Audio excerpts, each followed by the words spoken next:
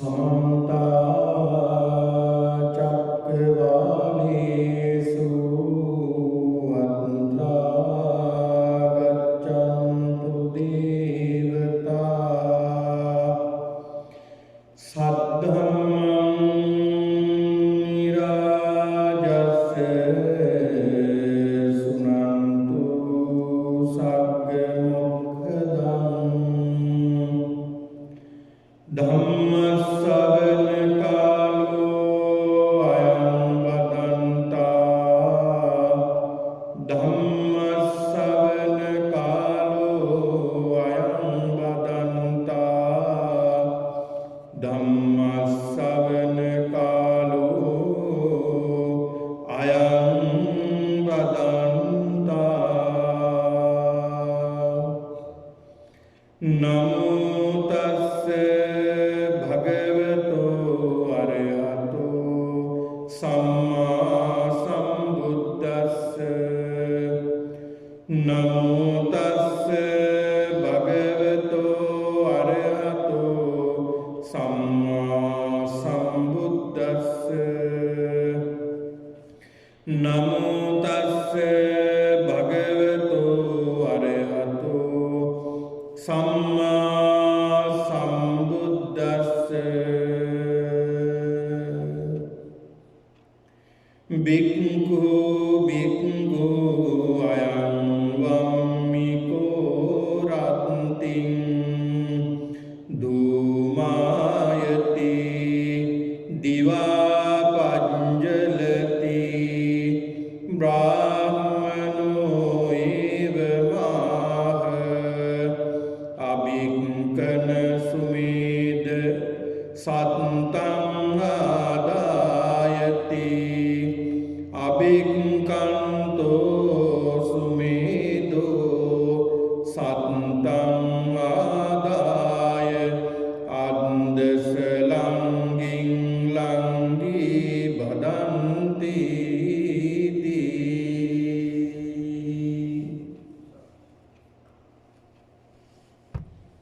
श्रद्धावंत सत्पुरुष කාරුණික පින්නතුනි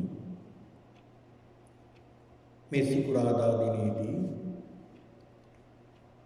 අකණ්ඩව අපි සිදු කරනු ලබන මේ වැඩසටහන් මාලාවේ අද තවත් දිනයක් ලෙස අද දිනේදී මේ පින්නතුන් සූදානම් වී සිටින්නේ ධර්මානුශාසනාවක් ශ්‍රවණය කිරීමට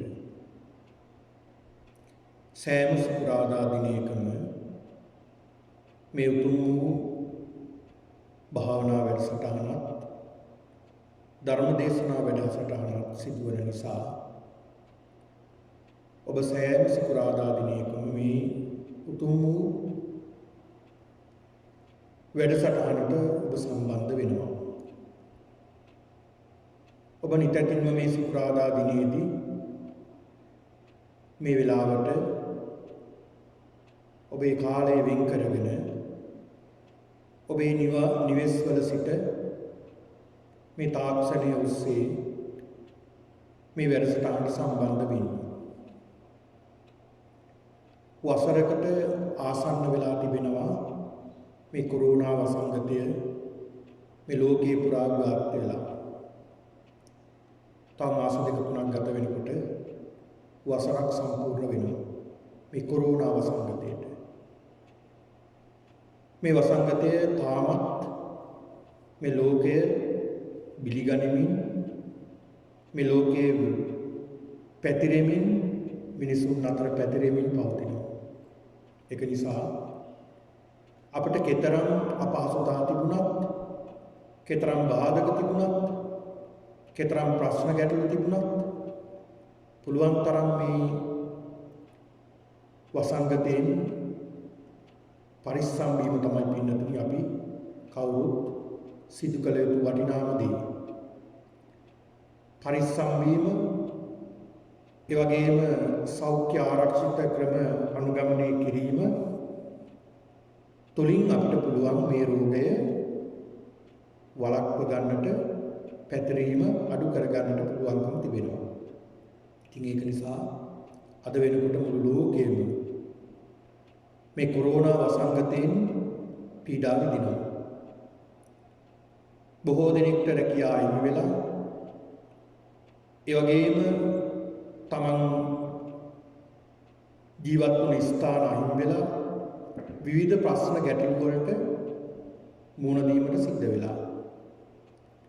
මුළු ලෝකෙම ජීවත් වෙන මිනිස්සුන්ටයි මේ දේවල් සිද්ධ වෙලා තියෙන්නේ. බලන්න පින්නතුනි, මිනිස්සු විදියට අපිට මුහුණ දෙන්න සිද්ධ වෙලා තිබෙනවා මේ වසංගතයට. හැබැයි කුරුල්ලන් සිව්පාවන් සතුන් කිසිම කරදරයක් නැතුව ජීවත් වෙනවා. ගහකොළ කිසි ගැටලුවක් නැතුව වැඩෙනවා. මිනිසා විසින්ම සිදු කරනු ලබන මේ ක්‍රියාවලියේ ප්‍රතිඵලයක් විදියට තමයි අපිට මේ දේවල් වලට මුහුණ දෙන්න සිද්ධ වෙලා තිබෙන්නේ. අපි මේකේ කොටස්කරුවන් විදියට පෙර සසරේ හෝ යම්කිසි අකුසල කර්මයක් සිද්ධ කරගෙන ඇති මේ තත්ත්වයට මුහුණ දෙන්නට. සමූහයක් විදියට මුළු ලෝකෙම හිටවු ජනතාව එකතු වෙලා සමූහයක් විදියට මොනවා හරි කුසල කර්මයක් කරන්නට ඇති. ඒක නිසා තමයි අපිට මේ ගෙවල් වල ඇතුළට වෙලා එළියට යන්නට බැරුව මේ වගේ මානසිකව අපි පොඩ්ඩක් හෝ අපි පීඩා විඳින්නේ. ඒක නිසා පින්නතුනි, මේ කාල පරිච්ඡේදය අවසන් වනතුරු අපි පුළුවන් තරම් පරිස්සම් වීම තමයි අපි සිද්ධ කරන්නට ඕන. ඉතින් ඒක නිසා තමයි ඔබට විහාරස්ථානයට සම්බන්ධ වීමට නොහැකි. නමුත් මේ තාක්ෂණය නිසා ඔබට ඔබේ නිවෙස්වල සිට මේ විහාරස්ථානයේ සිදුවන මේ සියලු වැඩසටහන් ඔබට සජීවීව සම්බන්ධ වීමට හැකියාව තිබෙනවා. ඒක නිසා පින්නතුනි, මිනිස්සු සිදු කරන හොඳ දේවලුත් තියෙනවා. මිනිසා විසින් සිදු කරන නරක දේවලුත් තිබෙනවා. මිනිසා විසින් කරනු ලබන නරක දේවල් ප්‍රතිඵල තමයි අපිට විඳින්න වෙලා තිබෙන්නේ මේ වසංගතයක් විදිහට. ඒ වගේම මිනිසා සිද්ධ කළ යහපත් දේවල්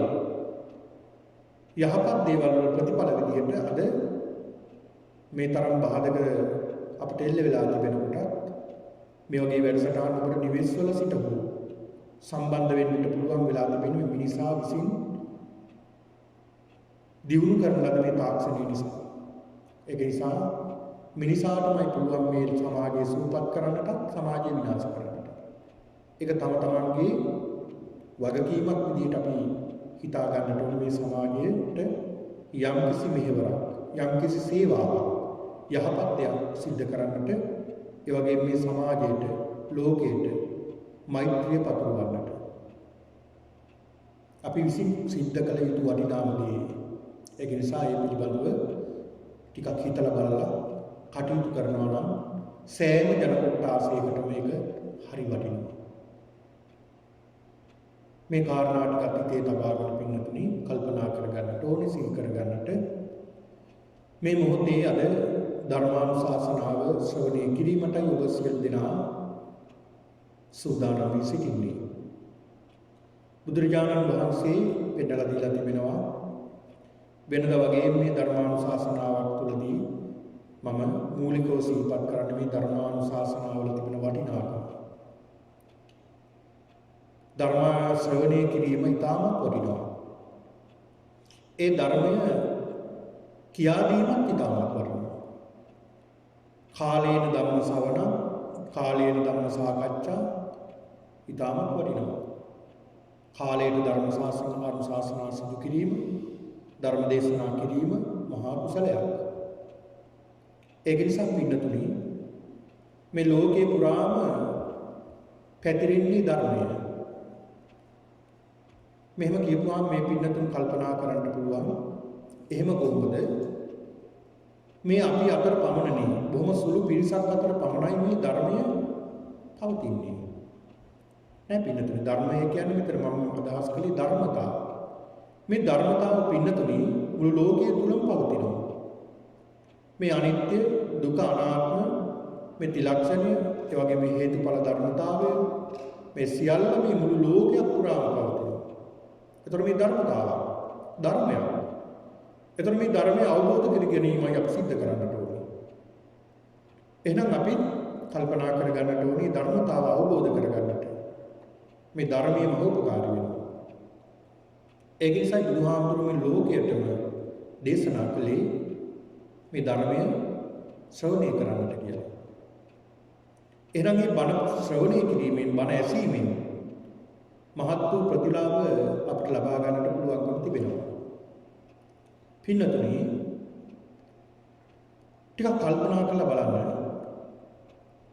කෙනෙක් මේ ලෝකෙට උපත ලබනවා. මේ ලෝකෙට උපත ලබලා තම තමන් ගැන උනත් අපිට සිහි කරගන්නට පුළුවන්. කෙනෙක් මේ ලෝකෙට උපත ලබලා මේ ලෝකේ හැදිලා වැඩිලා අධ්‍යාපනය ලබාගෙන ආවාහල්වා කටයුතු සිද්ධ කරගෙන දරුමල්ව හදලා වඩලා දරුවන්ගේ මුණත් බලලා ඒ දරුවොත් හදලා දරුවෝ පුරන් පෝෂණය කරලා අවසානට ඇදට වැටෙනවා. රැකී ආරක්ෂා සියල්ලෙන් සමවරගෙන අවසානට සමාජයට ඒවත් සිද්ධ කරන අතර ඇදට වැටෙනවා. ඇදට වැටෙනවා කියලා කියන්නේ ලෙඩ වෙනවා. අතපය හයියහක් තියෙන තුයනවා. අසනීප වෙනවා. විවිධ රෝගාබාධ වලට ලක් වෙනවා. ඒ ලක් වෙලා ඇදට වැටෙනවා. ඇදට වැටෙනහම පින්නතුනි අපිට සිහි වෙන්නේ මොනවද? ටිකක් කල්පනා කරලා බලන්න ඕනේ. තව වටිනා කාරණාවක් මම මතු කරන්නේ.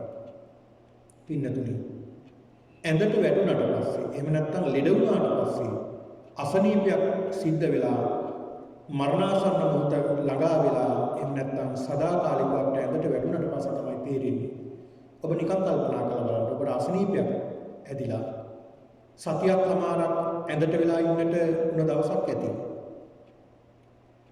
ඒ කාල පරිච්ඡේදය ඇතුළත ඔබට මේ කාලය දැනෙන්නට ඇති කල්පයක් ගත වුණා වගේ මේ දවස් දෙක. කාලය ගත වෙන්නේ නැහැ.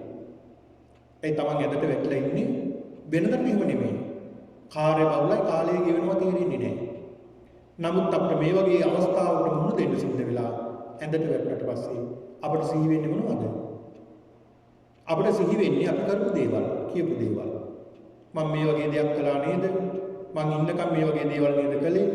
මම මිනිස්සුන්ට මේ වගේ දේවල් කළා, මේ වගේ දේවල් කළා, වෛර කළා, ක්‍රෝධ කළා, තෘෂ්ණාව ඇති කරගත්තා. ඒ වගේම මගේ සහෝදරයෝ එක්කලා, මගේ දෙමාපියෝ එක්කලා, ඥාතීන් එක්කලා මම අඬු සරුවල් කරගත්තා. මේ විදියට සිද්ධ කරගත්තා විතරයි. අනේ මං සිද්ධ කරගත්ත දෙයක් නෑ නේ කියලා කල්පනා වෙනවා. යහපත් දෙයක් සිද්ධ කරගත්තේ නෑ කියලා. එතකොට ඔහුට මතක් වෙන්නේ නිතර උට සිහි වෙන්නේ මොනවද? අර කරපු කියපු අකුසල කර්ම, නරක දේවල්. පින්නතුනි කුසල කර්ම සිද්ධ කරගන්න කෙනා බණ ඇසීමේ තියෙන වටිනාකම, ධර්මයේ තුල ජීවත් වීමේ තියෙන වටිනාකම. ඒ කෙනා යම් කිසි ආකාරයකින් ඇඳට වැටුණා. අසනීප තත්යකටපත් වෙලා රෝගී වෙලා ඇඳට වැටුණා. අතපය හයියහක් තියෙ නැතුව ඇඳට වැටුණා. මොකද වෙන්නේ? ඔහුට කල්පනා කරන්න දෙයක් තියෙනවා. ඔහු කල්පනා කරන්නේ අනේ මම ඉන්නකන් යහපත් දේවල් කළේ. මගේ අත මේ අතපය දෙක හරියහක් තියෙ නෑ. මගේ අත හයිය නෑ.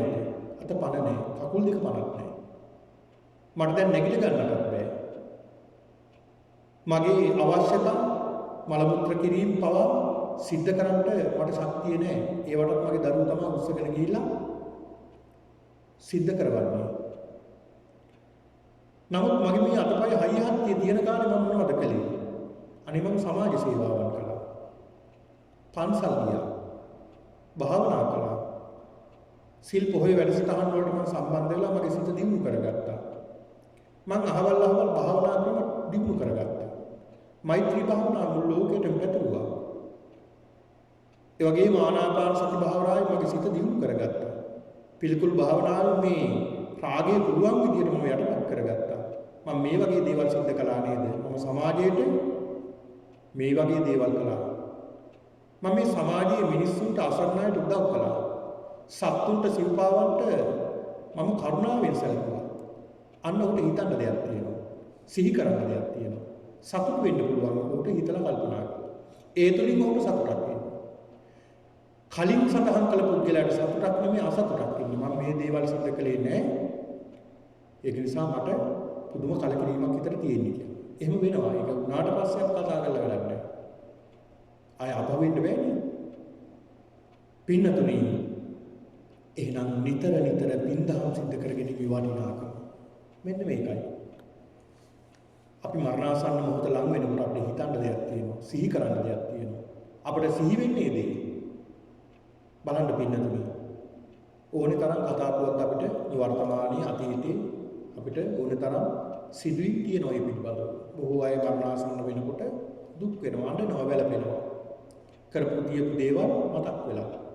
අනේ හාමුදුරනේ මම මෙහෙම කළානේ, මේ වගේ දේවල් කළානේ කියලා සමහරව සඳහන් කරනවා. අපිට පින්නතුනි ලංකාවේ ඉන්නකොට ওই මරණාසන්න රෝගීන් හමු වෙනවා, පිළිත් කියන්නට යන්න සිද්ධ වෙනවා. සමහර වෙලාවට සඳහන් කරනවා අනේ හාමුදුරනේ අපේ තාත්තා, අපේ අම්මා, අපේ ආච්චි සීයා මේ අහවල් කෙනා අසරණ වෙලා දැන් බොහෝම අමාරුයි. පිරිත් ටිකක් කියා ගන්න පුළුවන් නම් හොඳයි කියලා. අපි ඉතින් පිරිත් කියන්න යනවා. පිරිත් දේශනා කරලා ඉවර වෙනකොට සමහරු කියනවා අනේ හාමුදුරනේ මම මෙහෙම දේවල් කළා කියලා සමහරු සඳහන් කරනවා. කරපු හොඳ දේවල් කියනවා, සමහරු නරක දේවල් කියනවා. බලන්න මේ මරණාසන්න මොහොතේ තමන්ගේ හිතට එන දේවල්. ඒක නිසා ඇදේ ඉඳගෙන හිතන්න පුළුවන්, කල්පනා කරන්න පුළුවන්, සිහි කරන්න පුළුවන් වටිනා දෙයක් අපි අපේ ජීවිතයට එකතු කරගන්නට ඕන. ඉතින් ඒක නිසා ධර්මයේ දියුණු කරගන්න කෙනා කවදාවත් ඒ කෙනා අසරණ වෙන්නේ නැහැ. තනි වෙන්නේ නැහැ. ධර්මයේ රැකවරණය තියෙනවා. ඒකයි බුදුහාමුදුරු පෙන්ලා දුන්නේ ධම්මෝ හවේ රක්කති ධම්මචාරී. ධර්මයේ රකින්න කෙනා ධර්මයේ විසින්ම රැකවරණයක් ලැබෙනවා. ඒක නිසා ධර්මයන් අපි රැක්කොත් ධර්මයේ විසින්ම අපිව ආරක්ෂා වෙනවා. පින්නතුනි ධර්මය කියන්නේ අපේ රැකවරණයක්, ආරක්ෂාව. ඒකයි බුදුහාමුදුරු නිතර දේශනා කළේ ධර්මයේ පිළිපදින්න, ධර්මයේ ජීවත් වෙන්න කියලා. ඒ ධර්මයේ තුල ජීවත් වෙන පින්නතුන් පිරිසක් තමයි අද මේ වැඩසටහන සම්බන්ධ වෙන්නේ. ඒ වගේම මේ විහාරස්ථානයේ සෑම වැඩසටහනකටම සම්බන්ධ වෙන පින්නතුන්. ඉතින් බොහෝ අයට අද දවසේ සම්බන්ධ වීමට අවස්ථාවක් නැතුව ඇති. අවස්ථාව තියෙන අය සම්බන්ධ වෙලා තිබෙන්නේ. ඉතින් බොහෝ විට මේ රටවල් වල ජීවත් වෙන පින්නතුන් සමහර විට තමන්ගේ රැකී ආරක්ෂාවලට, ව්‍යාපාර කටයුතු වලට ඒවා නිසා මේ දේවල් අතපසු වෙනවා. මේවට ජීවිතය යොමු කරන්න කාලයක් නැතු වෙනවා. ඒ අය හැකි සෑම අයුරකින්ම අවස්ථාව ලැබෙන හැටි විහාරස්ථානට ඇවිල්ලා එහෙම නැත්නම් මේ වගේ වැඩසටහන් වලට සම්බන්ධ වෙනවා. ඉතින් ඒක නිසා පින්නතුනි අද මේ පින්නතුන්ට ධර්මානුශාසනාවක් සිද්ධ කිරීමයි මම බලාපොරොත්තු වෙන්නේ. අද මේ පින්නතුන්ට මේ ධර්මානුශාසනාවේ සූත්‍ර දේශනාවක් අපි මේ සෑම දිනකම සිද්ධ කරන්නේ සූත්‍ර දේශනා. ත්‍රිපිටකයේ තිබෙන සූත්‍ර පිටකයේ තිබෙන සූත්‍රයන් ඇසුරෙන් තමයි ධර්ම දේශනාවන් සිදු කරනු ලබන්නේ. පින්නතුනි මජ්ක්‍ධිම නිකාය අද මාතෘකා කරගත්තේ මජ්ක්‍ධිම නිකායේ වම්මික කියලා සූත්‍රයක් තියෙනවා. මේ වම්මික කියන සූත්‍රය තමයි අද ධර්ම දේශනාව සඳහා මාතෘකාවට පාදක කරගන්නට යෙදුනේ. මේ වම්මික සූත්‍රය. එතකොට මේ වම්මික කියන සූත්‍රය තමයි වම්මික කියන කාරණාවේ තේරුම තමයි පාලියෙන් වම්මික කියලා කියන්නේ උඹහට. තුඹසට කියන නම තමයි වම්මික කියලා කියන්නේ. තුඹසක් උපමා කරන් සිද්ධ කරපු දේශනාවක්. ඒක නිසා වම්මික කියලා සූත්‍රයට නම සඳහන් කරලා තිබෙන්නේ. පිනතුන් බුදුරජාණන් වහන්සේගේ බොහෝ දේශනා උපමා ඇසුරින් දේශනා කරපු දේශනායි තියෙන්නේ. ඒ උපමා පින්නතුනි උන්වහන්සේ උපමාවන්ට ගත්තේ අපිට නොගැලපෙන දේවල් නෙමෙයි. අපි දන්න එදා එදිනෙදා අපි ජීවිතේ අපිට හමු වෙන උපමාවක්. ඒ අයට ධර්ම දේශනා කරන්න යොදාගත්තේ ඒ අයගේ ජීවිතේ තියෙන උපමාවක්. දැන් ගොවියෙක් කරබයා දේශනා කරනවා කෙතක් උපමා කරගෙන. ඒතර ගොවියට ඒක පාදක වෙනවා. ගොවියා කුඹුරේ වපුරනවා. මේ ගොවියා කුඹුරාසිතව වැඩ කටයුතු කරන. ඒතර මේ කුඹුරක් කෙතක් උපමා කරන මේ ගොවියට ධර්මයේ දේශනා කරනවා. හරි ගැලපීමක්. ඒ වගේ මුහුද ඇසුරු කරන පුද්ගලයෝ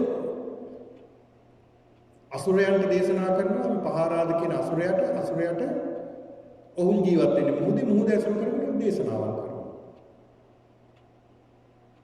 අසලායන කියන සූත්‍රයේදී මේ අශ්වයන් උපමා කරගෙන ඒ පුද්ගලයාට එහෙම දේශනා කරනවා. ඒ අයට ඒ විදිහට දේශනා කරන සූත්‍ර දේශනා තියෙනවා. එතකොට මේ සූත්‍රයත් වම්මික කියලා කියන්නේ තුඹසක් උපමා කරගෙන සිද්ධ කරපු දේශනාවක්. මේ දේශනාව සිද්ධ කරන්න පින්නතුනි දෙව්රම්බේ ජේතවනාරාමයේ. මේ ජේතවනාරාමයේ බුදුහාමුදුරු වැඩ ඉන්න අවස්ථාවේ තමයි මේ දේශනාව සිද්ධ වෙන්නේ. පින්නතුනි දවසක් මේ කුමාර කාශ්‍යප මහරහතන් වහන්සේ කුමාර කාශ්‍යප කියන මහරහතන් වහන්සේ 80 මහා ශ්‍රාවකයන්ගෙන් එක ශ්‍රාවකයන් වහන්සේ නම. කුමාර කාශ්‍යප දෙතන මේ ශාසනයේ වැඩ ඉන්නවා කාශ්‍යපයන් දෙනවා. කාශ්‍යපයන් දෙනමක් ඉන්නවා. කාශ්‍යප කියන නම තියෙනවා. එක්කෙනෙක් මහා කාශ්‍යප මහරහතන් වහන්සේ අනිත් ස්වාමීන් වහන්සේ තමයි කුමාර කාශ්‍යප. බුදුරජාණන් වහන්සේ යම් අවස්ථාවල භික්ෂුන් වහන්සේලා අමතනවා මහණෙනි කාශ්‍යපයන් දෙන්න කියන්නේ. කාශ්‍යපයන් කොහෙද කියලා විමසනවා සමහරවිට. එතකොට භික්ෂුන් වහන්සේලා අහනවා ස්වාමීනි කුමන කාශ්‍යපයන් වහන්සේ ගැනද මේ කියන්නේ. එතකොට භික්ෂුන් වහන්සේලාට ඒක ගැටලුවක්.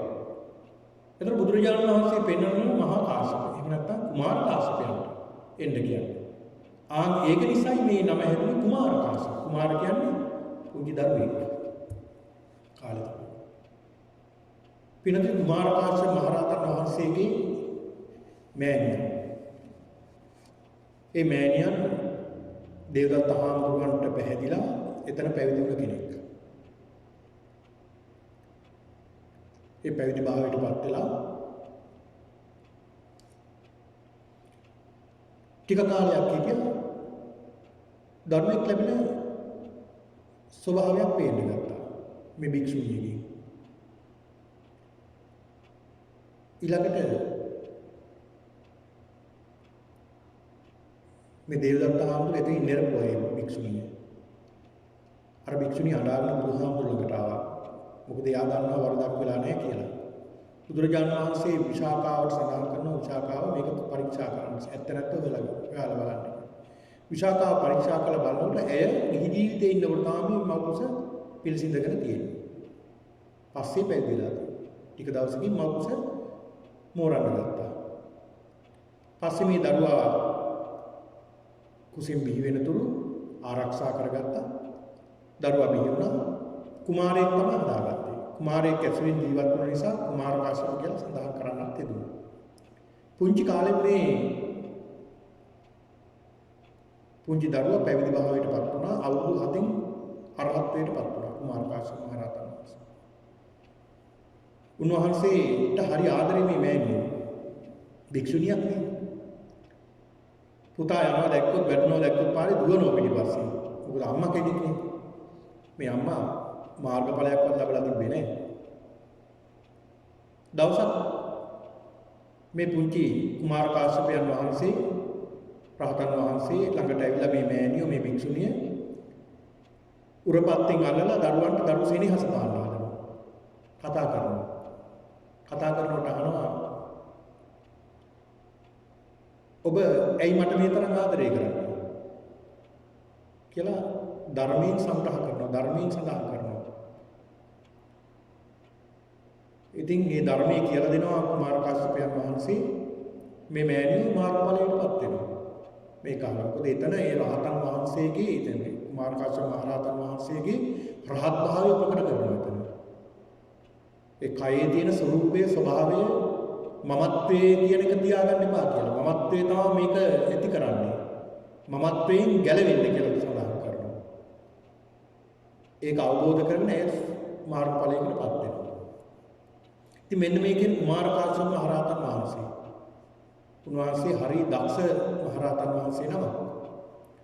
උන්වහන්සේ වැඩ ඉන්නවා අන්දවනේ. මේ අන්දවනේ වැඩ ඉන්නකොට එක්තරා දේවතාවක් එක්තරා බ්‍රහ්ම දෙවියෙක් රාත්‍රී ඉක්මලා මධ්‍යම රාත්‍රිය ගත්තා.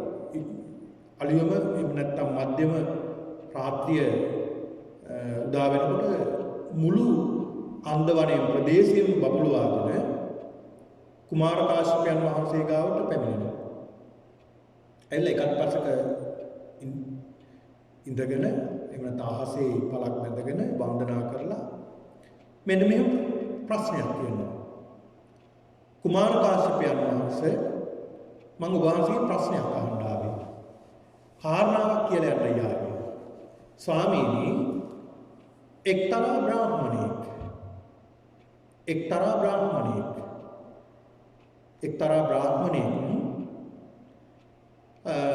සඳහන් කරනවා පඬිතෙක්ට සුමේද කියලා උන්ට සඳහන් කර සුමේද කියන්නේ පඬිතයාට. සුමේද ඔය ආයුධයක් තියෙන උතන ඔය ආයුධය අරගෙන ඔතන තියෙනවා හුඹා විශාල හුඹාවක් තියෙනවා. ඔය හුඹා හාරන්න කියනවා. ආයුධය අරගෙන අපි හිතමු අලවංගුවක් හරි මොකක් හරි ආයුධයක් අරගෙන ඔය හුඹා හාරන්න කියනවා. ඒ හාරනකොට හාරගෙන යනවා මේ හුඹා. තුඹස හාරගෙන යනකොට පින්නතුනි හාරගෙන යනකොට අහු වෙනවා තියෙනවා අගුලක් ලොක් එකක්. නැත්නම් අගුලක් හම් වෙනවා. මේ අගුල නැත්නම් මේ ලොක් එකක් හම් වෙනවා. මේ ලොක් එක හම්බුනාට පස්සේ සඳහන් කරනවා පඬිතේ එහෙම නැත්නම් බ්‍රාහ්මණය අගුලක් තියෙනවා මෙතන. ඊට පස්සේ සඳහන් කරනවා අගුල ගන්න අරගෙන අයින් කරන්න එක. අයින් කළා දාන්න. ඊට පස්සේ නැවත කියනවා ආයෙත් හාරන්න පටන් ගන්න. ආයෙත් හාරගෙන යනකොට නැවතත් හම්බෙනවා ගෙම්බෙක්. මේකට සඳහන් වෙන හුලං ගෙම්බෙක්. ඒ කියන්නේ අර ගෙම්බෝ හුලඟ මේ වාතයේ ඇතුළට අරගෙන පුම්බගෙන ඉන්නේ ආගේ හුලං ගෙම්බෙක්. සඳහන් කරනවා බ්‍රාහ්මණතුමනි ගෙම්බෙක් හම්බුණා. එහෙනම් ගෙම්බක් අරගෙන පැත්තකින් දාන්න. අයින් කරන්න. අයින් කරලා නැවතත් පටන් ගන්න හාරන්න. නැවතත් හාරනවා. හාරගෙන යනකොට හම්බ වෙනවා දෙමන් හන්දියක්. පාරවල් දෙකක් තියෙනවා දැන් තුඹසේ ඔබ හාරනකොට එක තියෙනවා පාරවල්. එතන පාරවල් දෙකක් තියෙනවා. ඒ පාරවල් දෙක හම්බ වෙනවා. ඒකත් හාරගෙන යන්න කියනවා. ඒකත් හාරගෙන යනකොට දෙපැත්තෙම යනකොට ඒකත් හාරගෙන යනකොට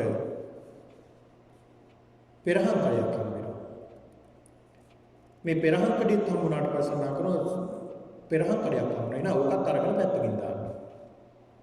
ඊළඟ තව හාරගෙන යනකොට හම්බ වෙනවා ඉබ්බෙක්.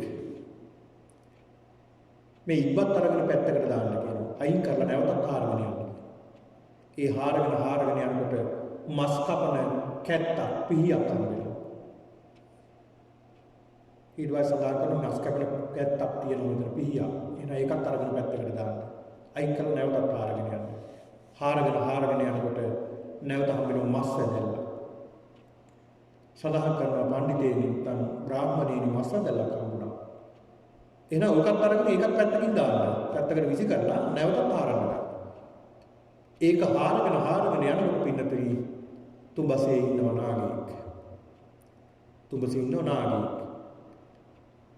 සඳහන් කරනවා බ්‍රාහ්මණතුනි නාගයෙක් ඉන්නවා. මේ ආශ්චර්යවත් මහා විශාල නාගයෙක් ඉන්නවා.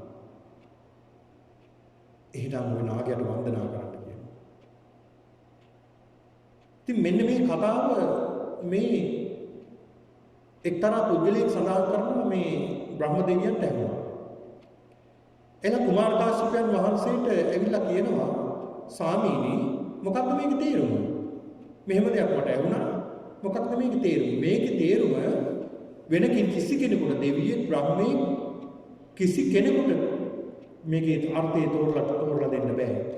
බුදුරජාණන් වහන්සේට බුදුරජාණන් වහන්සේගේ ශ්‍රාවකයෙක්ට පමණයි මේ උන්වහන්සේගේ ධර්මය ශ්‍රවණය කරපු ශ්‍රාවණයෙකුට පමණයි කරන්න පුළුවන්. බුදු කෙනෙකුට පමණයි.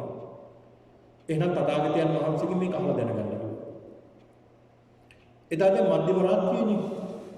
උන්වහන්සේ අවදි වෙලා උන්වහන්සේ එහෙම වැඩම කරනවා බුදුරජාණන් වහන්සේ වැඩ ඉන්න තැනට ජේතවනාරාමයට. මේ ජේතවනාරාමයට වැඩම කරලා බුදුරජාණන් වහන්සේට වන්දනා කරලා එකත් පස්සක වාඩි වෙලා බුදුරජාණන් වහන්සේගෙන් අහනවා ස්වාමීනි භාග්‍යවතුන් වහන්සේ ඊ රාත්‍රියේ මේ ප්‍රදේශයෙන් බබළුවාගෙන එක්තරා බ්‍රහ්ම දේවතාවෙක් ආවා. ස්වාමීනි බ්‍රහ්ම දේවතාව පැමිණලා මට මෙන්න මේ වගේ කතාවක් කිව්වා. එක්තරා පුද්ගලයෙක් මේ මෙහෙම කිව්වා මේ මෙහෙම දෙයක් සඳහන් කළා කියලා මේ කියපු විස්තරයෙන් සඳහන් කළා. ස්වාමී තුඹසක් තියෙනවා මේ තුඹසේ රාත්‍රියට දුම් දානවා. මේ තුඹස රැයට දුම් දානවා. රැයට දුම් දානවා දවල්ට ඇවිලෙනවා. රැයට දුම් දානවා දවල්ට ඇවිලෙනවා මේ තුඹස. තුඹයි ස්වරූපේ තුඹයි රැයට දුම් දානවා දවල්ට ඇවිලෙනවා. ස්වාමීන් මේ රැයට දුම් දාන දවල්ට ඇවිලෙන ගිනි ගන්න මේ තුඹස එක්තරා බ්‍රාහ්මණයෙක් සඳහන් කරනවා සුමේද කියන පුද්ගලයෙක්ට. ඔහුගේ අතවැසියා. සුමේද ආයුධයක් ගන්න. ආයුධයක් අරගෙන මේක හාරන්න. හාරගෙන යනකොට ස්වාමීනි ඒකේ ලැබුණා කියනවා අගුලක්. එහෙම නැත්නම් ලොක් එකක් හම්බුණා. තවත් හාරගෙන යනකොට ඒ ලොක් එකත් අගුලත් පැත්තකින් විසි කරලා නැවතත් හාරගෙන යනකොට ගෙම්බෙක් හම්බ වෙනවා. ඒ ගෙම්බත් පැත්තකට දාලා හාරගෙන යනකොට දෙමන් හන්දියක්. ඒ දෙමන් හන්දියක් හාරගෙන දෙපැත්තෙම යනකොට පෙරහන් කරයක් හම්බ වෙනවා. ඒකත් අයින් කරලා හාරගෙන යනකොට ඉබ්බෙක් හම්බ වෙනවා. නැවතත් හාරගෙන යනකොට ඒ ඉබ්බත් අයින් කරලා හාරගෙන යනකොට මස් වැදෙනවා. මස් කපන පිහියක්. ඒ මස් කපන පිහියත් අයින් කරලා හාරගෙන යනකොට මස් වැදෙනවා.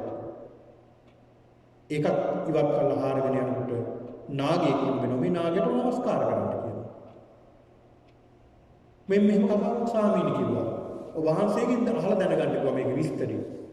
ස්වාමීනි කුමක්ද මේකේ තේරුම අර්ථය කියලා අහනවා. ඒ අහන බුදුරජාණන් වහන්සේ පෙන්නලා දෙනවා මේ තුඹස උපමා කරගෙන කරපු දේශනාවයි බුදුරජාණන් වහන්සේ මේ දේශනාව. කුමාරකාශ්‍යප මහ රහතන් වහන්සේ සඳහන් කරන බුදුරජාණන් වහන්සේ දේශනා කරනවා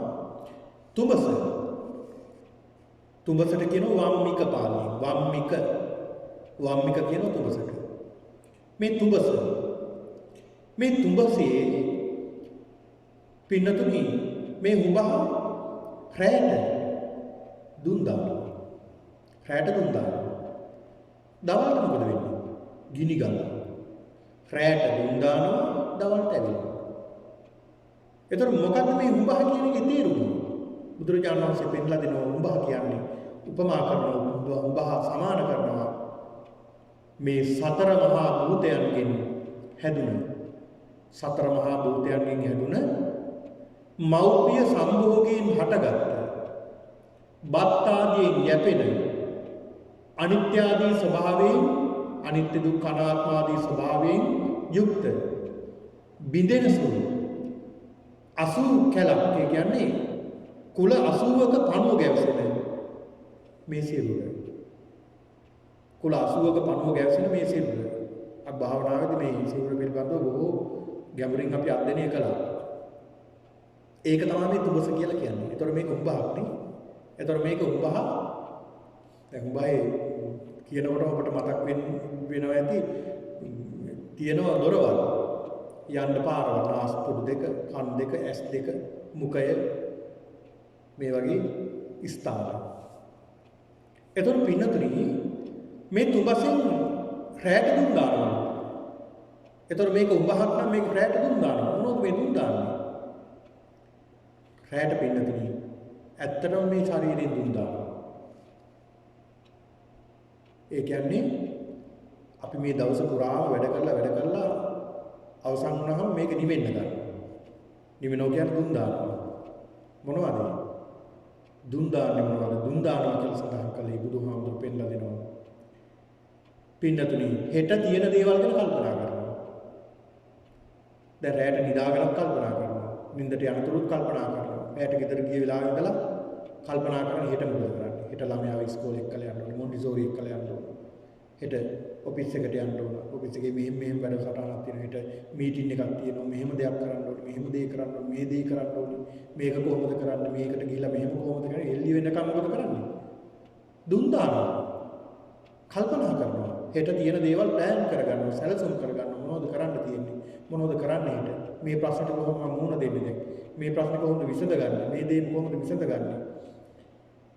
මේ දේ කොහොමද කරන්නේ? කියලා සැලසුම් කරගන්නවා. ප්ලෑන් කරගන්නවා. එහෙම නැත්නම් කල්පනා කරනවා. සිහි කරනවා හෙට තියෙන දේවල්. දුන් දානවා ඒ කියන්නේ. කියන්නේ අපේ ජීවිත දුන් දානවා හෙට. හෙට මොනවද කරන්න තියෙන්නේ? ලබන සතිය මොනවද කරන්න තියෙන්නේ? මේ මාසෙට කොහොමද මේකේ දේ කරගන්නේ? අපේ ණය ටික ගෙවා ගන්න කොහොමද? මෝගේජ් එක ගෙවා ගන්න කොහොමද? වාහනේ ඇරියස් වෙනවා නම් ඒක ෆිනෑන්ස් ටික ගෙවා ගන්න කොහොමද? මේ දේවල් අපි නිතර කල්පනා කරනවා. රැයට තමයි මේ කල්පනාවට එන්නේ. කල්පනා කරනවා කියලා කියන්නේ පින්නතින් දුන් දානවා කියන්නේ. ඊළඟට දවල්ට ඇවිල්ලා ගිනි ගන්නවා. දවල්ට ගිනි ගන්නවා කියන්නේ අර කල්පනා කරපු දේවල් ක්‍රියාත්මක කරන්න ගන්නවා. කයින්, වචනේ, මනසින් ක්‍රියාත්මක වෙනවා. රාග, ද්වේෂ, මෝහ ක්‍රියාත්මක වෙනවා. එක්කෝ රාගයෙන්, තෘෂ්ණාවෙන්, එක්කෝ ද්වේෂයෙන්, එක්කෝ මෝහයෙන්. මේ වගේ මුළු දවස් පුරාම අපි ක්‍රියා කරනවා. දැන් බලන්න උදේ නැගිට වෙලාවෙ ඉඳලා අපි එක්ක ඔෆිස් එකට ගියාම එහෙම නැත්නම් රැකියාවට ගියාම තමන් ව්‍යාපාර කරන තැනට ගියාම උදේ ඉඳලා ගෙදර එනතුරු මොනතරම් අපි අපේ සිතිවිලි වල මොන දේවල් තියෙනවද? එක්කෝ වැඩ කරන තැන අකමැති අය ඉන්නවා. ඒ අයත් එක්කලා ගැටීම් ඇති වෙනවා. අකමැති වෙනවා. එහෙම නැත්නම් එක්කෝ මේ තෘෂ්ණාව ඇති වෙනවා, එක්කෝ ද්වේෂය ඇති වෙනවා, එක්කෝ මෝහය ඇති වෙනවා, එක්කෝ ඊර්ෂ්‍යාව ඇති වෙනවා. එහෙම නැත්නම් මානය ඇති වෙනවා. මේ වගේ තමයි අපි ජීවත් වෙන්නේ මුළු දවස පුරා. ඒ අවසන් කරලා ගෙදරට ආවට පස්සේ මොකද වෙන්නේ? ඒත් එතන ගැටලු සමාවෙන්න. ඔන්න බලන්න. එතකොට දවල්ට ගිනි ගන්නවා, රැයට දුම් දානවා. දවල්ට ගිනි ගන්නවා, රැයට දුම් දානවා. මේ කය. එතකොට මේ සතර මහා භූතයන්ගෙන් හැදුණු මේ ශරීරයක් තියෙන්නේ. ඒක තමයි හුඹහට උපමා කළේ. මොනොත් මේ පඨවි ගතිය. ඒ කියන්නේ තද ගතියක් මේ ශරීරයේ තියෙන. ඊළඟට ආපෝ වැగిරෙන ගතිය. තේජෝ ගතිය කියන්නේ සීත උෂ්ණ එහෙම නැත්නම් දවන තවන ගතිය. වායෝ වමන ගතිය. ඊළඟ මේ අපේ මේ ශරීරය හට අරගෙන තියෙන්නේ කොහොමද? මෞපිය සම්බෝධිය. මෞකුසෙක. ඒ තුල හට ගන්නවා පින්නතුනි පඨවි ආපෝ තේජෝ වායෝ ආකාශ විඥාන කියලා ධාතු 6ක්. මේ ධාතු 6 නිසා තමයි මේ ශරීරය හට අරගෙන තියෙන්නේ. මේ හුඹහ. මේ හුඹහ හට අරගෙන තියෙන්නේ මේ ශරීරයේ නැමැති තුඹස හට අරගෙන තියෙන්නේ මේ ධාතු නිසා. මේ ධාතු ගොඩක් තමයි මේ ශරීරය තුල තියෙන්නේ. ඒතර මේක අවබෝධ කරගන්න ඕනේ. මේක තේරුම් ගන්න ඕනේ. මේක අපි තේරුම් අරගත්තොත් අවබෝධ කරගත්තොත් අපිට හරි පහසු වෙනවා මේකෙ මිදෙන්න. ඊළඟ බලන්න මේ හදාගත්ත මේ ශරීරය තුළ බලන්න මොනතරම් මේ ශරීරයේ දුකක් අපිට. මේ ශරීරය තුළ අතුල්ලන්න ඕන. පොළන්න ඕනේ. එහෙම නැත්නම් අත ගන්න ඕනේ. තවන්න ඕනේ මේ ශරීරය. මොනතරම් අපි නාවන්න ඕනේ, කවන්න ඕනේ, පොවන්න ඕනේ. කොච්චර අපිට මේ දේවල් සිද්ධ කරනවා මේ ශරීරයට. මේවා කැමැත්තෙන් අකමැත්තෙන්. අකමැතුණක් කරන්න වෙනවා. දැන් බාහන උදේ නැගිටිනකොට මොනතරම් අපිට සිද්ධ දේවල් මේ ශරීරය තුළ තියෙන්නේ. උදේම නැගිට ගම මූණ සෝදනවා. කබ පිරලා ඇස්වල කෙල වෙගිරලා මූණ අපවිත්‍ර වෙලා අපිට සිද්ධ දේවල්. ඒතකොට දොරවල් 9කින් නරක දේවල් අසුචිය කරනවා මේ ශරීරේ. අභ්‍යන්තරයේ තියෙන දේවල් පිටට එළියට දානවා ඒ දොරවල් වලින්. ඔන්න බලන්න.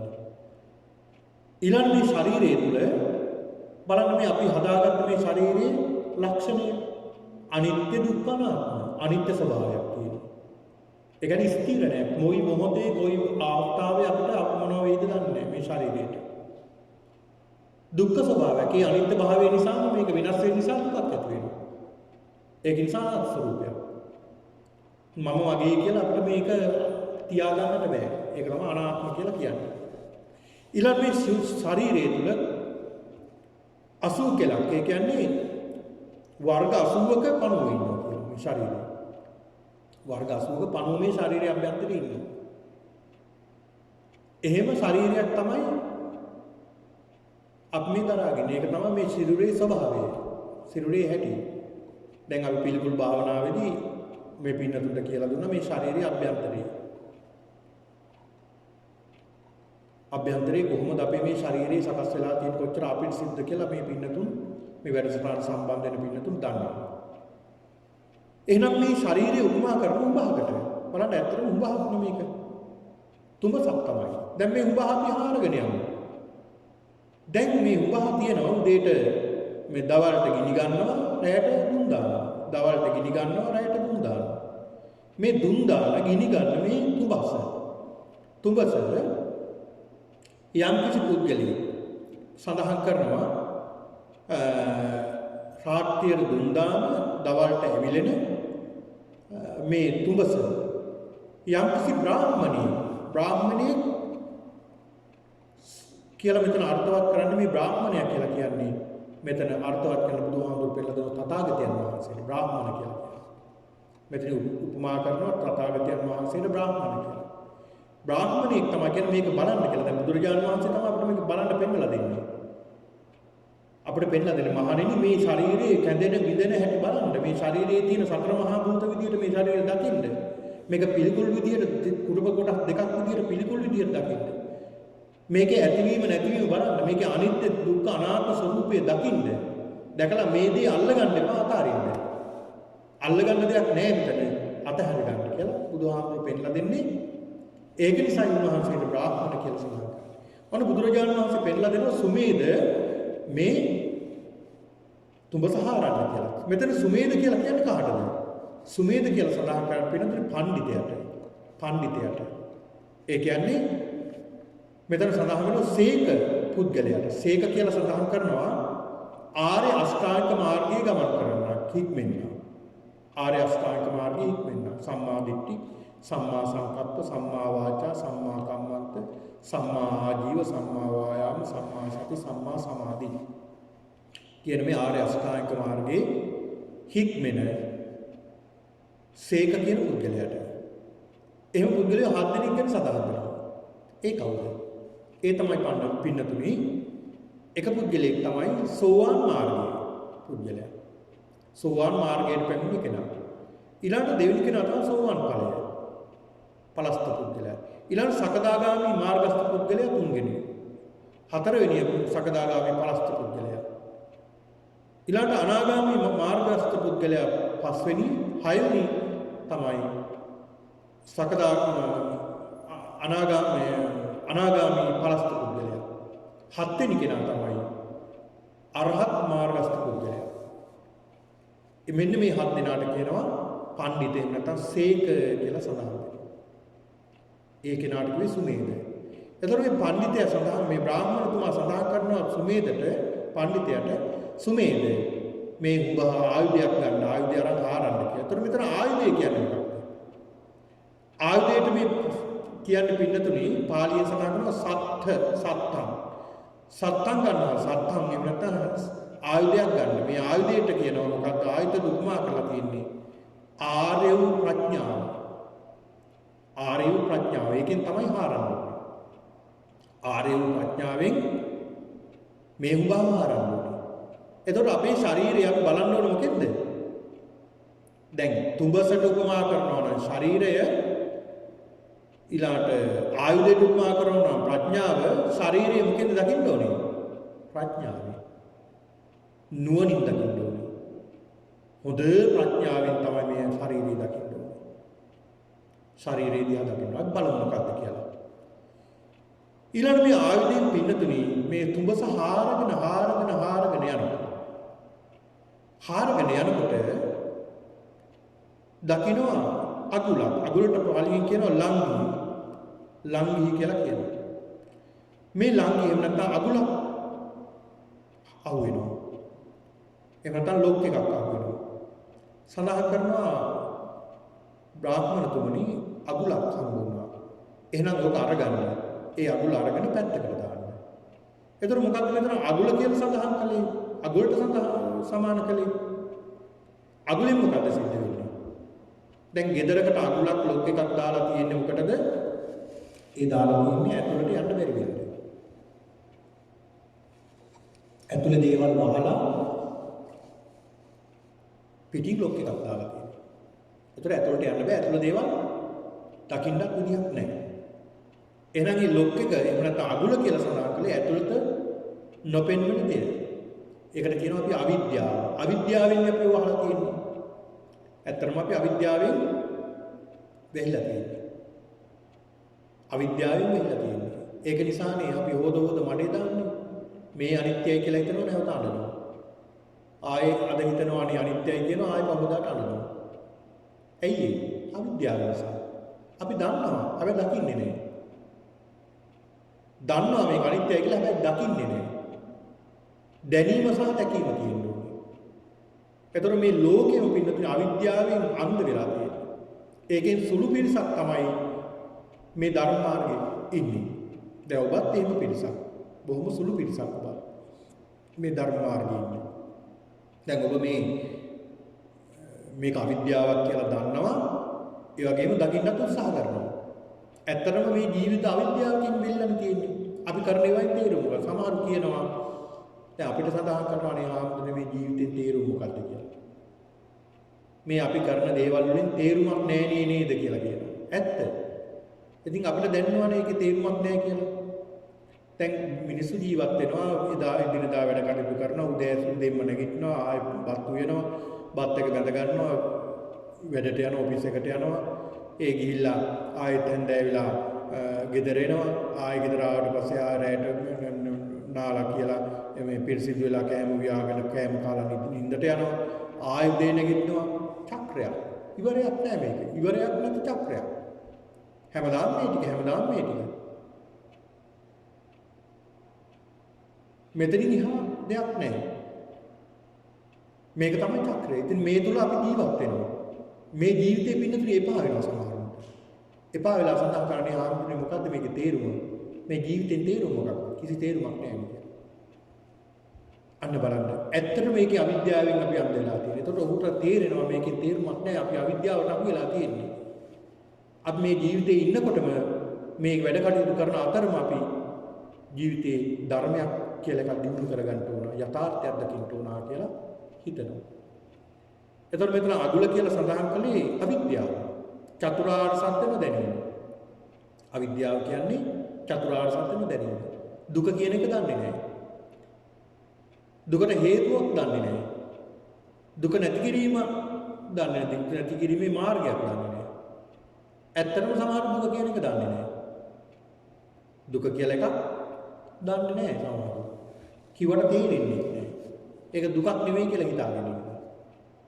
දැන් බොහෝ දුරට එහෙමයි. දැන් අපිට දුකක් දැනෙන්නට නම් අපිට සතියක් සමාරක්වත් ස්පිරිතාලේ ඉන්න මොකක් කර දෙයක් වෙන්න ඕන. එහෙම නැත්නම් කෙනෙක්ට බොහෝ දෙනෙක්ට දුක කියන එක තේරෙන්නේ නැහැ. ඒ දුක තේරෙන්න අර විදිය සිද්ධ දෙයක් වෙන්න ඕන බරපතල දෙයක්. ඒතකොට දුක. හැබැයි කවුරුවත් කල්පනා කරන්නේ නැහැ බොහෝ දෙනෙක් සෑම මොහොතක්ම දුකක් නේද කියලා. හැම මොහොතක්ම දුකක් නේද කියලා. දැන් සැපක් කියලා දෙයක් අපිට සැබෑම නෑ සදාකාලික සැපක්. සුළු මොහොතක්වත් සැපක් නෑ. බුදුහාමුදුරු පෙන්ලා දෙනවනේ මහණෙනි මෙතන අඩු ගානේ ඇහිපිය ගහන මොහොතක්වත් සැපක් නෑ මේක. එහෙම තියෙනවනම් මම සඳහන් කරනවා සැපක් කියලා දෙයක් කියලා. හැම මොහොතක්ම දුකක් කියලා. මොනතරම් දුකක්ද දැන් පැයක් පමණ ගත වෙලා අපේ වැඩසටහන ආරම්භ වෙලා ඉතින් දුක තමයි. දැන් වාඩි වෙලා ඉන්නවා. දැන් කොයි වෙලාවෙද මේ හාමුදුරු මේක නවත්තන්නේ දෙයියනේ කික ඔරලෝසුව බලනවා ආයේ බනහන ඔරලෝසුව බලනවා ආයේ බනහන. ඇයි ඒ? දුක නිසා. ඇයි ඒ? වාඩි වෙලා හරි අමාරු ඉන්න. වාඩි වෙන මොහොතේ ඉඳලා දුක පටන් ගත්තා. දැන් දුක එන්න වැඩි වෙලා ඉන්න බැරි වෙනකොට නැගිටිනවා. එතකොට ඒ ක්‍රියාව අවසానයි නැවත ක්‍රියාවකට මාරු වෙනවා. ඒ ක්‍රියාවට මාරු වුණාම ඒ ක්‍රියාවේ දුක දැනෙන්න ගන්නව පටන් ගත්ත වෙලාවෙ. ඒක අපිට හොඳටම දැනෙන්න ගන්න ටික වෙලාවක් ඉන්නකොට. ඒ ක්‍රියාව මාරු කරනවා තව එකකට. දැන් බලන්න මොනතරම් දුකක්ද හැමදාම ජීවිතේ. දැන් සියල්ල දමල ගහලා නිදා ගන්න ගියා කියන්නේ. දැන් ඔබ මොනතරම් මේ නිින්දට ගියාම එහාට මෙහාට පෙරලෙනවා. එක විදිහකට ඉන්න බෑනේ. නිදාගන්නවා. ඇයි ඒකත් දුකක්. එක පැත්තකට හැරිලා ඉන්නකොට ඔව් ඒක ටික වෙලා ඉන්නකොට වේදනයි අනිත් පැත්තට හැරෙනවා. ඒ පැත්තට හැරිලා ටික වෙලා ඉන්නකොට අනිත් පැත්තට හැරෙනවා. හැම ක්‍රියාවක්ම හැම මොහොතක්ම හැම සිතුවිල්ලක් ගන්න දුක. ඉතින් ඒක අපි සිවුම්ව දකින්න ඕන ප්‍රඥාවෙන්. සිවුම්ව. ඒක දකින්න හොඳ ප්‍රඥාවක් තියෙන්න ඕන ප්‍රඥාව දිනු කරගෙන තියෙන්න ඕන. ඒක දකින්නේ නැහැ කියන්නේ අපි අවිද්‍යාවෙන් අන්ධ වෙලා තියෙනවා. අර මහා දුක විතරයි අපි දකින්නේ. අපි සතියක් දෙකක් අපි අසනීප වෙලා හිටපුවාම මොකක් හරි අපේ ඥාතියෙක් නැති වුනහම ආන් දුක දැනෙනවා. ඊට පස්සේ නැවතත් ඒක නැති වෙනවා. ඒකනේ. දැන් බාන්න අපේ ඥාතියෙක් මිය පරලෝ ගියාම අපි තුම අපේ ළඟම කෙනෙක් මිය ගියා කියලා. අපි මිය ගිය මොහොතේම හරි දුකයි. අඬනවා වැළපෙනවා සිහි මුර්ජා වෙනවා මේ විදිහට. දෙවෙනි දවසේ අරට වඩා ටිකක් අඩුයි. තුන්වෙනි දවසේ තවත් අඩුයි. මාසයක් අමාරක් ගියාට පස්සේ සමාජයට මතකක් නැහැ. ඔන්න බලන්න. හැබැයි අපි හැම මොහොතකම කල්පනා කරන්න ඕනේ, හිතන්න ඕනේ, මෙනෙහි කරන්න ඕනේ දුකක් මේ ජීවිතේ. දුක මොකක්ද කියලා දැනගන්න ඕනේ. දුක දැනගෙන පැත්තකටලා මුල්ලකට වෙලා උල්ල ඉන්න නෙමෙයි මේ සඳහන් කළේ. දුක දැනගෙන සතුටින් ජීවත් වෙන්න. මේක දුකක් කියලා. මේක දුකක් කියලා දැනගන්න. දැනගෙන හැම දෙයක්ම නැති වෙනව නේද කියලා හිත හදාගෙන ජීවත් වෙන්න. එතකොට හරි පහසුයි පින්නතුනේ ජීවත් වෙන්න. හරි ලේසි. දෙයක් වෙනස් වෙනකොට ඒකට අපිට මුහුණ දෙන්න පුළුවන් සතුටින්. අපේ ජීවිතේ වෙනස් වෙනකොට, අපේ ඉන්ද්‍රියන් වෙනස් වෙනකොට, අපේ හිත විතුරන් වෙනස් වෙනකොට, අපේ දෙමාපියන් දරුවන් අපෙන් ඈත් වෙනකොට, මිය යනකොට අපිට නොසැලී ජීවත් වෙන්න පුළුවන්. පුට්ටස්ස ලෝක ධම්මේහි චිත්තං යස්සන කම්පති. අටලෝ දහමෙන් කම්පා නොවන ජීවිතයක් හදාගන්න. ඒකට කියන අවිද්‍යාවෙන් තොර ජීවිතයක්. බලන්න මොනතරම් අර්ථවත්ද ඒක. මොනතරම් ලස්සනද. මොනතරම් වටිනවද. මේ අවිද්‍යාවෙන් තොර වීම. ඇත්තටම අපි අවිද්‍යාවෙන් ඉන්නේ. අපි අවිද්‍යාවත් තුළ තමයි ජීවත් වෙන්නේ.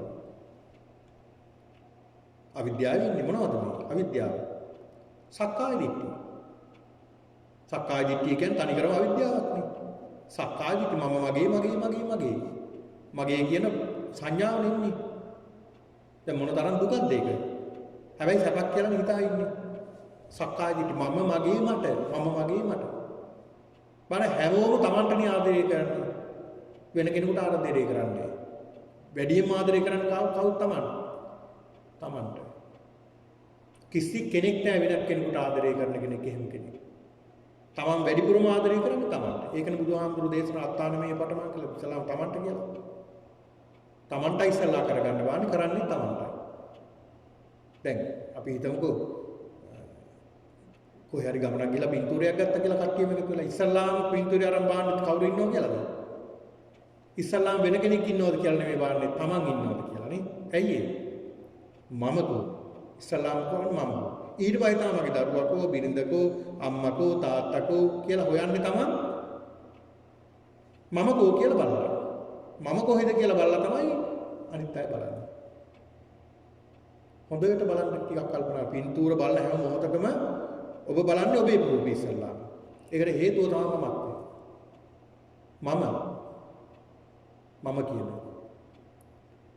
ඊළඟට මගේ කියන හැඟීම තියෙනවා. මේ මගේ දරුවා, මේ මගේ පුතා, මේ මගේ දුව. මේ මගේ දුවගේ ගෙදර, මේ පුතාගේ ගෙදර, මේ පුතාගේ වාහනේ, මේ දුවගේ වාහනේ. මෙහෙම මේ පුතාගේ ඉස්කෝලේ, මේ දුවගේ ඉස්කෝලේ. මේ දුවගේ පුතාගේ මගේ කියලා අපි ග්‍රහණය කරනවා. මගේ. ඒ කියන්නේ ඒක අල්ල ගන්නවා. අල්ල ගැනීමයි වැරදි. එහෙම මගේ මට කියලා අල්ල ගන්නවා. එතකොට මේ තුල අවිද්‍යාවක් ඇති වෙනවා. අවිද්‍යාව වර්ධනය වෙනවා. එතකොට මේ අවිද්‍යාව නිසා තමයි අපිට මේක පේන්නේ නැද්ද? මේක වැහිලා තියෙන්නේ. ඒක නිසා තමයි අපි මේ ලෝකේ පින්නතුනේ කැරකි ඉන්නේ. මේ භවයෙන් භවයට ආවේ මේ අවිද්‍යාව නිසා. නොදැනීම නිසා. දන්නේ නැතිකම නිසා. චතුරාර්ය සත්‍ය අවබෝධයක් නැති නිසා. අන්න බලන්න. එතකොට මේ දුක දැනගන්නත් ඕනේ, දැක ගන්නත් ඕනේ. එතකොට දැනීම විතරක් තිබ්බට මදි දකින්නත් ඕනේ. දුක දුකක් කියලා දන්නවා, හැබැයි දැක ගන්නත් ඕනේ. දැක් ගන්නවා කියලා කියන්නේ ඒ දේ වෙනස් වෙනකොට හිත ඒ විදිහටම තියා ගන්න ඕනේ. අහන් දැක ගන්න ඕනේ. මේක දුකක්.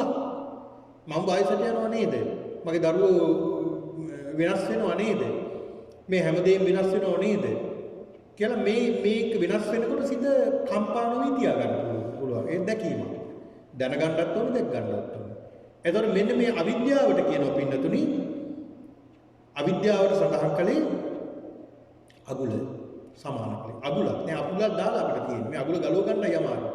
ඒකයි අර බ්‍රාහ්මණතුමා සඳහන් කරන්නේ සුමේද මේ අගුල අරගෙන පැත්තකට දාන්න. ඒකත් අපි මොකද කරන්නේ? අවිද්‍යාව නැති කරගන්න. අවිද්‍යාව නැති කරගෙන දැන් යනවා. නැවතත් හාරන්න කියනවා මේ බා. දැන් ආයෙත් හාරගෙන යනවා.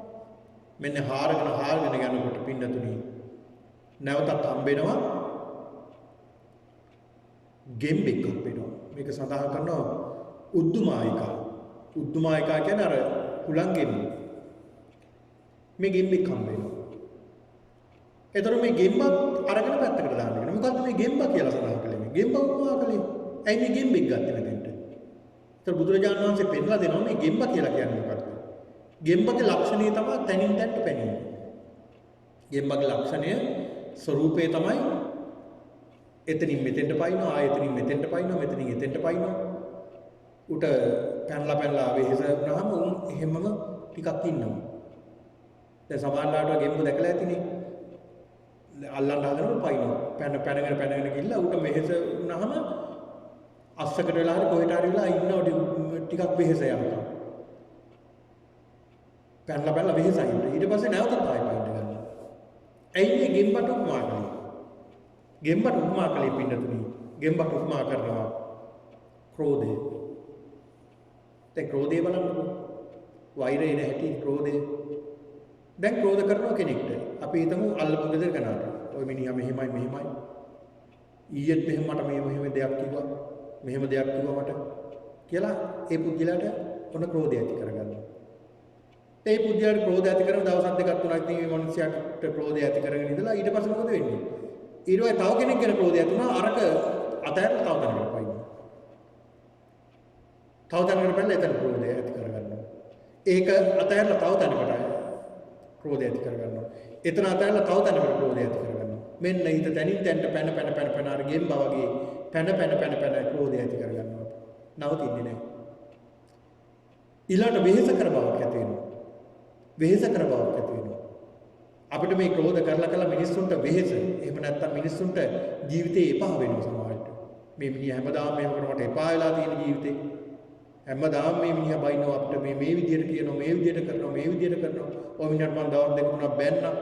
මම දවසක් ගහන්නත් ගියා. ඒත් මේ මිනිහා මේ නවත්තන්න මට නම් මේ ගෙදර ඉන්න එකත් එපා වෙලා තියෙනවා. අපි වෙන තැනකට මේ ගෙදර මාරු කරගෙන යන් මේ වෙහෙස කර බව. අන්න බලන්න. අර ක්‍රෝධය නිසා වෙහෙස කර බව. එතකොට මේ ක්‍රෝධයේ වෛරය අපේ ජීවිතේ විනාශ කරනවා. මේ ගමන වළක්වනවා. වෙහෙස කර බව ක්‍රෝධය. ඒකට තමයි මේ ගෙම්බට උපමා කරන්නේ. එතකොට ගෙම්බත් අරන් පැත්තට. එතකොට මේ ක්‍රෝධයක් නැති කරගන්න කියලා කියනවා. ක්‍රෝධයක් අයින් කරගන්න. ක්‍රෝධයක් අයින් කරගෙන නැවතත් අර තුඹස හාරගෙන යනකොට පින්නතුනි හම්බ වෙනවා දෙමන් හන්දිය ද්විදාපතෝ කියලා මේකට කියනවා. ද්විදාපතෝ හන්දියක් හම්බ වෙනවා. මාර්ග දෙකක් හම්බ වෙනවා. මාර්ග දෙක සමාන කලේ මොකේද? මේක බුදුරජාණන් වහන්සේ මාර්ග දෙක දෙමන් හන්දිය උපමා කරනවා. දැන් අපි ගමනක් දිගටම යනකොට පාරවල් දෙකක් හම්බ වෙනවා. ඉතින් කල්පනා කරනවා මේකට යන්නද මේකෙන් යන්නද හොයා ගන්න බෑ කොහෙන්ද කියලා. ඒ කියන්නේ අතරමං වෙනවා. ඒ කියන්නේ අපිත් මොකද වෙන්නේ? මෙහෙම ගිහිල්ලා අතරමං වෙනවා කියන සැකයක් ඇති වෙනවා. මේක යන්නද සැකය. මොකක් කරන්නද කියන සැකය ඇති වෙනවා. අතරමං වීම, මුලා වීම. මෙන්න මේ මුලා වීම දැන් ඔහොම යනකොට මුලා වෙනවා. දැන් ධර්මයේ දැන් හොයාන යනවනේ යනකොට මිනිස්සු මුලා වෙන්නේ නැද්ද? මුලා වෙනවා. අද ධර්මයේ බැබලෙනවා වගේම තමයි මුලා වෙන මිනිස්සු වැඩි. ඒ මුලා වෙනවා. ඒක නිසා හොඳ ප්‍රඥාවක් තියෙන්න ඕන. ධර්මයේ කියලා සමහරව අධර්මයේ වැළඳ ගන්නවා. අධර්මයේ වැළඳගෙන ඒ පිටිපස්සෙන් යනවන්න මුලා වෙලා. අර දැනගෙන ගියොත් කතරගම නොදැන ගියොත් අතරමඟනේ. ඒක නිසා මුලා වෙලා යනවා. මේ දේ තමයි විමුක්තිය, මේ දේ තමයි විමුක්තිය. මේ දේ තමයි විමුක්තිය. මේ දේවල් කරන්න අවශ්‍ය නැහැ. විමුක්තිය ලබන්න නිවන් දකින්න නම් මේ දේ අවශ්‍ය නැහැ. මේ දේ කරපුවාම ඇති. අපිට මෙහෙම මේ කරලා කරන්න පුළුවන්. පන්සිල් කියන එක ඕනේ නැහැ මේ නිවන් දකින්න. ප්‍රාණඝාත කරත් ඕවා කරත් එහෙම ගැටලුවක් නැහැ. එහෙම කලක් නැහැ කියලා. අන්න බලන්න. මිනිස්සු ධර්මය අදර්ම විදියට ගන්න. මුලා වීම. මිනිස්සු මුලා වෙලා ඒ ධම්ම මාර්ගය. ඒතර මොකද වෙන්නේ? ආයෙත් මොකද වෙන්නේ?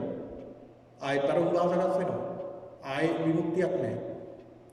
ඒතර මේකට සඳහන් කරනවා මේ දෙමල් හන්දියේ ද්විදහපතු සැක ඇති වෙනවා. එහෙම නැත්නම් මුලා වීමක් ඇති වෙනවා. මේ මුලාව කියලා කියන්නේ කොහොම යනකොට මුලා වෙනවා. දැන් භාවනා කරගෙන යනකොට මුලා වෙනවනේ. සමහරවිට යම් තැන් ඇල්ටයිලා ආලෝක පේනවා, එක දේවල් සිද්ධ වෙනවා කියලා. එතකොට ඔයා උතෙන්ට ඇවිල්ලා තිනවා දැන් ඔයා සෝවාන් කියලා සමහරු සහතික දෙනවා. සහතිකයක් කියලා දැන් සෝවාන් කියන සහතිකය. දැන් මම දැක්කා මේ එහෙම සහතිකක් තියෙනවා. මෙහෙම මේ ලංකාවේ මේ සහතිකක් දෙනවා. සකදාගාමී වෙලා ඔයා අනාගාමී වෙලා. දැන් ඔයා රහත් වෙලා තමයි ඔයා කියලා එහෙමත් කියනවා. ඒ සහතිකක් දෙනවා. හැබැයි මුලා වෙලා. ඒ යම් දේවල් දැන් භාවනා කරගෙන යනකොට සමහර මුලා වෙන. එතන ඉහාට යන්න බෑ. ඉතින් අපි එහෙම ඉතර මට්ටමකටපත් වෙලා නැහැ. නමුත් අපිට අහන්න ලැබෙනවා, අපිට දකින්න ලැබෙනවා. අපිත් අර ධර්ම මාර්ගයක ගමන් කරන නිසා අපිටත් යමක් දැනෙනවා. දැනෙන නිසා මේ කියන්නේ. එහෙම දේවල් සිද්ධ වෙනවා. ඒක නිසා පින්නතුනි, ඒකනේ බුදුරජාණන් වහන්සේ පමණයි මේ ලෝකේ බුදු කෙනෙක් පහළ වෙන්නේ ඇයි? මේ මුලා වීම නැති කරගන්න. ඒක බුදුහාමුදුරන් කාලෙත් කියන්නේ මුලා වුණාය. බුදුහාමුදුර පහළ වෙනකොට ඇයි ආලාර කාලා මුද්දකරාම පුත්ත භාර්ගව අසිත කියන තාපසවරු අෂ්ට සමාපatti ලබා ගත්තා. ඒ සේවසාය නෙමෙයි. එයා අෂ්ට සමාපatti පංචඅභිඥා අෂ්ට සමාපatti ලබා ගත්තා. එයා ඊටායිටිය මෙතන විමුක්තිය කියලා. ඇයි බොහෝ කාලයක් සැප. මානසික පුදුම විදියට සුවයක් තියෙනවා. හැබැයි එතනින් එහාට යන්න බෑ. ඇයි මොකද හේතුව? මේක තමයි සැපේ කියලා එතන අල්ලගෙන. මුලා වීම. මුලා වෙලා. අන්න ඒකට කියනවා මාර්ග දෙකකට ඇවිල්ලා නිකන් ද්විදාපතු මුලා වීමක් ඇති වෙනවා. ඒතර බුදුරජාණන් වහන්සේ මේ මාර්ගයේ නිවැරදි මාර්ගය අපිට කියලා දීලා තියෙනවා. ඊළඟට නැවතත් මේ මාර්ග දෙකෙන් හාරගෙන යන නැවතත් ඉස්සරහට යනවා. ඉස්සරහට යනකොට හම්බ වෙනවා හාරගෙන යනකොට පෙරහන් කඩයක්. මේ පෙරහන් කඩේට කියනවා මේක සමාන කරනවා මේ පෙරහන් කඩේට වංගචාරණ කියලා. මේ පෙරහන් කඩේට. මේ පෙරහන් කඩේට මොකද සමාන කළේ? දැන් පෙරහන් කඩේන් කරන්නේ මොකක්ද? නිතරම පෙරණ එකනේ. පෙරෙනවා වැහෙනවා. මොනවද? මේක සමාන කරන්නේ පංච නීවරණයන්ට. පංච නීවරණ නිතරම වැස්සෙනවා. කාමච්ඡන්ද පංච කාමයන් නිතරම අපේ හිතට එනවා, වේගින් එනවා, පෙරිපෙරියනවා. දැන් මේ පෙරා ගන්න දේවල් මේ අපි කියන්නේ ඇහැ කන නාසය දිව ශරීරයෙන් පෙරා ගන්නවා. දැන් රූපයක් දැක්කොත් ඇහෙන් පෙරා ගන්නවා. ශබ්දයක් දැක්කොත් ඇහුනොත් කනින් පෙරා ගන්නවා. ඊළාට ගඳ සුවඳක් දැන්නොත් නාසයෙන් පෙරා ගන්නවා. රසයක් දැන්නොත් මුඛයෙන් පෙරා ගන්නවා. ස්පර්ශයක් දැන්නොත් ශරීරයෙන් පෙරා ගන්නවා. ධර්මතාවක් මාකර දැන්නොත් ඒක හිතින් පෙරා ගන්නවා. අන්න පෙරා ගන්නවා මේ දේවල්. මේ ස්වභාවික දේවල් අපි ග්‍රහණය කරගන්නවා මේ ඉන්ද්‍රියන්ගෙන්. අන්න පෙරහන් කඩේ. පංච නීවරණ. කාමච්ඡන්ද, ව්‍යාපාද, තීන මිද්ද, උද්ධච්ච කුක්කුච්ච, විචිකිච්ඡා. මෙන්න මේ කියන කාරණා. ඔන්න බලන්න. ඊළඟට මෙන්න මේ පෙරහන් කඩේත් පැත්තකට දාන්න කියන. ඒතර මේ පංච නීවරණත් ඈත් කරන්න කියන එකයි මේ කියන්නේ. ඒකත් නැති කරගන්න. ඒකත් ඈත් කරලා පැත්තකට දාලා නැවතත් හාරගෙන යන්න කියනවා. හාරගෙන යනකොට පින්නතුනි හම්බෙනවා ඉබ්බෙක්. කුම්මෝ කියලා කියන ඉබ්බට පාලියෙන්. කුම්මෝ. මේ ඉබ්බෙක් හම්බෙනවා. මේ ඉබ්බා පින්නතුනි සමානයි මේ ඉබ්බෙක් පිටිට දැම්මේ මේ ඉබ්බෙක් සමාන කලේ. දැන් ඉබ්බා අල්ලන්න යනකොට මොකද කරන්නේ? තමන්ගේ අත් දෙකයි කකුල් දෙකයි ඔළුවයි වේගෙන් ඇතුළට දාගන්නවා. ඉබ්බා. කවුරු හරි සතෙක් මේ මොකෙක් හරි සතෙක් මේ ඉබ්බව අල්ලන්න එනකොට මොකද කරන්නේ? වේගෙන් තමන්ගේ ශරීරයේ අවයව ටික ඇතුළට දා ගන්නවා. තමන්ගේ අවයව ටික ඇතුළට දා ගන්නවා. ඉබ්බගේ ස්වරූපය ඒකයි. එතකොට මොනවද මේ අපි ඇතුළට දාගන්නේ? ග්‍රහණය කරගන්නේ ඇතුළට. මේක උපමා කරනවා පින්නතුනි. උපාදානස්කන්ධ වලට. උපාදානස්කන්ධ වලට උපමා කරනවා. උපාදානස්කන්ධ. තමා දෙසට හකුලා ගැනීමේ ස්වභාවයක් තියෙන උපාදානස්කන්ධ කියන්නේ. මොනවද මේ උපාදානස්කන්ධ? රූප උපාදානස්කන්ධ. වේදනා උපාදානස්කන්ධ. සංඥා උපාදානස්කන්ධ. සංඛාර උපාදානස්කන්ධ. විඥාන උපාදානස්කන්ධ. උපාදාන කියන්නේ අල්ලා ගැනීම. රූපය අල්ල ගන්නවා, රූපය වේදනාවත් අල්ල ගන්නවා, සංඥා අල්ල ගන්නවා, සංඛාර අල්ල ගන්නවා, විඥාන අල්ල ගන්නවා. මේ ටික මම වෙනම පැහැදිලි කරන්න ධර්ම දේශනාවක උපාදානස්කන්ධ පිළිබඳව. එතනින් එහාට පැහැදිලි කරන්න යන්නේ නැහැ. මොකද කල් වේලාවක් නැති නිසා.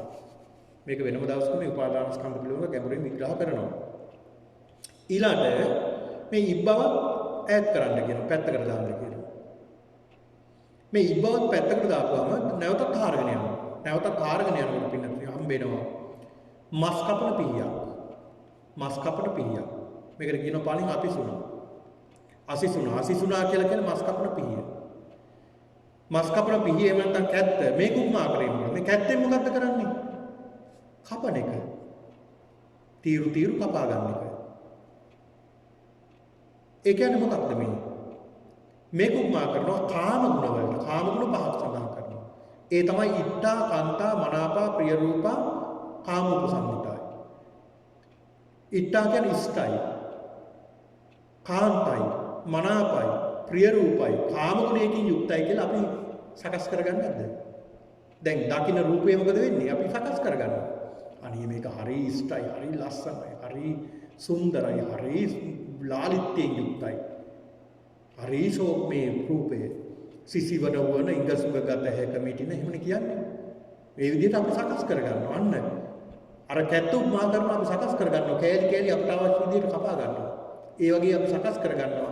ඇහෙන් රූප දැකලා අපිට ඕන විදිහට සකස් කරගන්නවා. අපි රාගය ඇති වෙන විදිහට අපි මේක සකස් කරගන්නවා.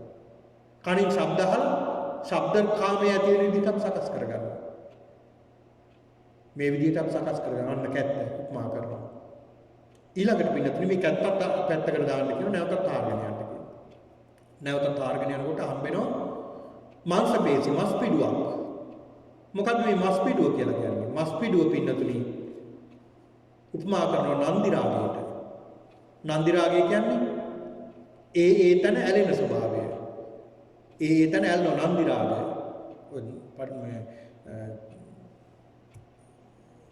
සඳහන් වෙනවා නන්දි රාගය පිළිබඳව ධම්මචක්ක සූත්‍රයේ පළවෙනි දේශනාවේ සඳහන් වෙන නන්දි රාග සහගත තත්ත තත්තර අභිනන්දිනී. නන්දි රාගය කියන්නේ ඒ තැන් වල ඇලෙනවා. දැන් අපි ඇලිලා ඉන්නේ මොනවද? අපි ඇලිලා තියෙන්නේ මේ මනුස්ස මේ අපි ඉපදුණු ජීවිතේට. අපි කලින් හිටපු එකට ඇලිලා නැහැ. දැන් ඒකෙන් විදිලා තියෙන්නේ. අපි වෙන එකකට ඇලිලා නැහැ. අපි ඇලිලා තියෙන්නේ මොකේද? මේකට.